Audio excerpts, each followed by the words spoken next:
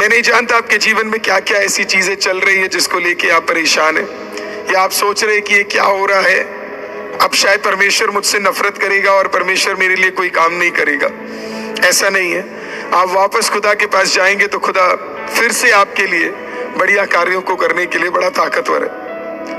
आपने अगर बाइबल पढ़ा होगा तो एक और व्यक्ति था जिसका नाम था जोना। परमेश्वर ने जोना को बोला, मैं चाहता हूं कि तू निनवे जाए करके। जोना ने कहा, जोना ने मन में सोचा, यार निनवे के लोग, इन्हें कौन सही कर सकता है, ये तो भयंकर पापी है।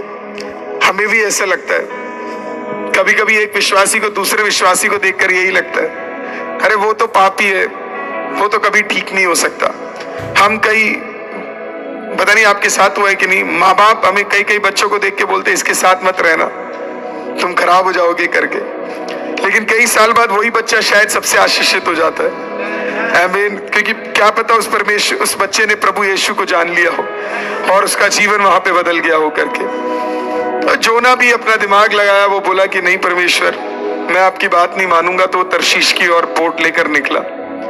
जब वो लेकर निकला तो भयंकर तूफान आया। जब तूफान आया तो नाव के अंदर पानी आ गया। तो वो बैठे हुए लोग सोचने लगे, यार ये अचानक हमारे साथ ही ऐसा क्यों होने लगा। तो बाद में जोना उनसे कहता है, ये इसके लिए हो रहा है क्योंकि मैं तुम्हारे बोट में हूं। अगर तुम्हें बचना है तो क्या करना पड़ेगा, मुझे पानी में उठा के फेंक दो, समुद्र में फेंक दो करके। तो उन्होंने लिया और उसे उठा के फेंक दिया। अब जब पानी में फेंका तो उसे भी पता था गहरे पानी में मृत्यु निश्चय है। लेकिन गलती का ये मतलब नहीं है परमेश्वर आपको छोड़ देता है। हालेलुया। कोई और खुद बोलना नहीं चाहिए, कोई और होता तो छोड़ देता, लेकिन अपना खुदा थोड़ा अलग है। आमीन। छोड़ भी दिया तब भी क्या करता है परमेश्वर, एक बड़े वेल को वहां भेजता है, बड़े मछली को भेजता है, और बड़ा ऐसा एक मछली आता है और योना को खा लेता है, और फिर योना उसके पेट के अंदर रहता है। अब मैं हमेशा सोचता हूँ कैसा दिखता होगा पेट, या क्या होता होगा उसके अंदर करके। तो उस पेट में क्या है आप जानते, कई समय से अंदर वो पड़ा था, अंधियारे में था, पेट के अंदर था। मैं सोच रहा था वो ऑक्सीजन कैसे ले रहा होगा, मैं सोच रहा था वो जिंदा कैसे होगा करके। पर बहुत ढूंढने के बाद मेरे को ऐसे समझ आया एक चीज, कि जब परमेश्वर जो सृष्टि करता है, who is the creator of oxygen and carbon dioxide, आमीन, उसके लिए क्या असंभव है। हालेलुया। है ना, कुछ भी असंभव नहीं है।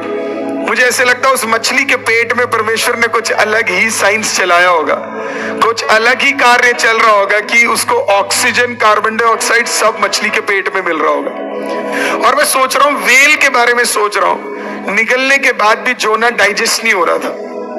कई कई लोगों को गैस्ट्रिक का इश्यू रहता है। कभी कभी होता है ना कि हम किसी स्पेशल पार्टी में जाते तो ज्यादा खा लेते और उसके बाद पूरी रात परेशान रहते क्योंकि डाइजेशन नहीं है ना। मुझे ऐसे लग रहा था मछली को भी ऐसा ही लग रहा होगा कि यार मेरे पेट में ये डाइजेस्ट क्यों नहीं हो रहा है। जब परमेश्वर आपको बचाने पे आ जाता है ना, अच्छी सी अच्छी चीज भी डाइजेस्ट नहीं होगी। हालेलुया। परमेश्वर आपको अलग अलग तरीकों से आपको संभालेगा। 3 दिन बाद योना को मछली बाहर निकाल देती।